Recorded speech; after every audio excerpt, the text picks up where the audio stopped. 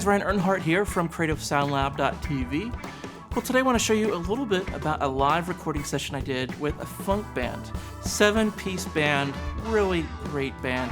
3-piece horn section. I want to solo some of the tracks and let you hear just kind of how I built this mix.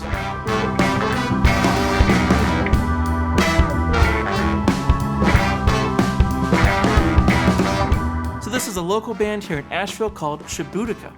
And this band is a perfect example of a band that would be well suited for this style of recording, live recording. I mean, I don't know how you would multi-track this or layer this one at a time. You would just completely screw up the feel of this.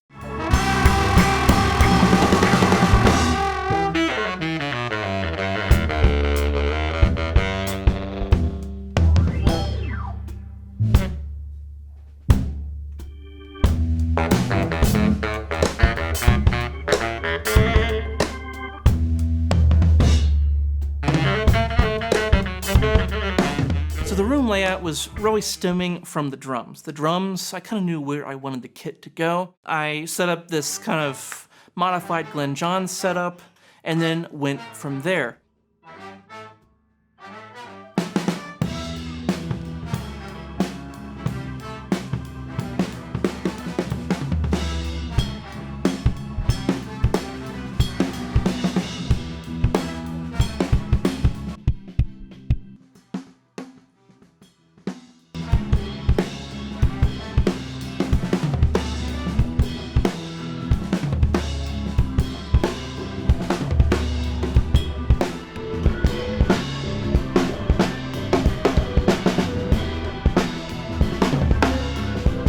I had the horns stand in a way that if I use ribbon mics, that the ribbon mics could actually cancel out the drums, but still point at the horns.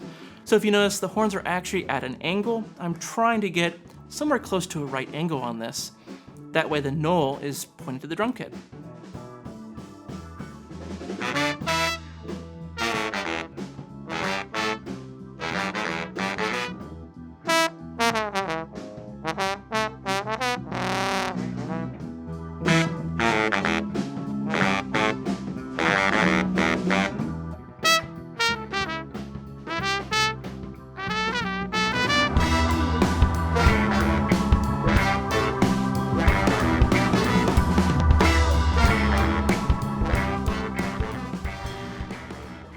For the keys, we just did a couple DI boxes, and that worked pretty well.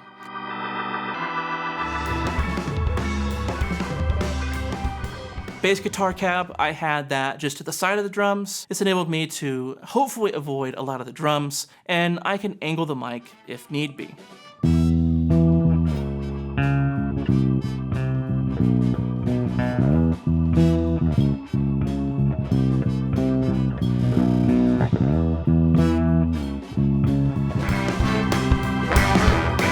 For guitar amp, I used just kind of my classic setup of having it point at a 90-degree angle to the drums and add a slight angle with a 421.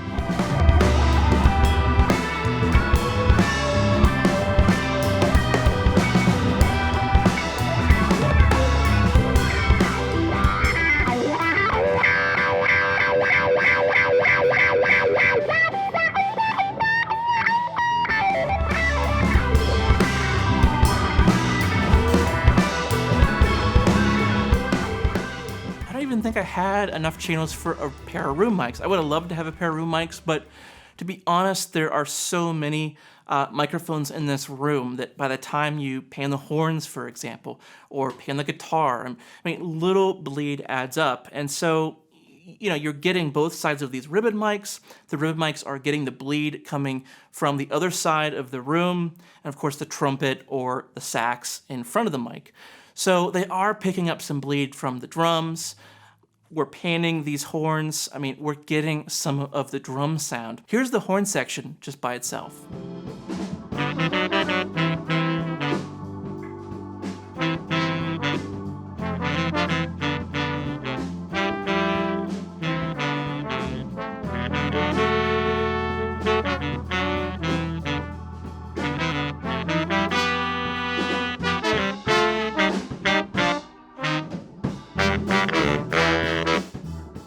Yeah, so the trombone mic, I would have probably angled it a little bit better. The back of the mic was starting to get a little bit too on axis there. I think it was about a 45 instead of a 90, and therefore it didn't reject as much of the drums as I would have liked. I want to say that one of the mics, I forget which one, was also picking up the bass cabinet quite a bit. You know, I was kind of okay with that because that was a different frequency. And so in this case, I knew that it wasn't interfering with the instrument. The instrument was in a different register. I knew that I could separate this out later.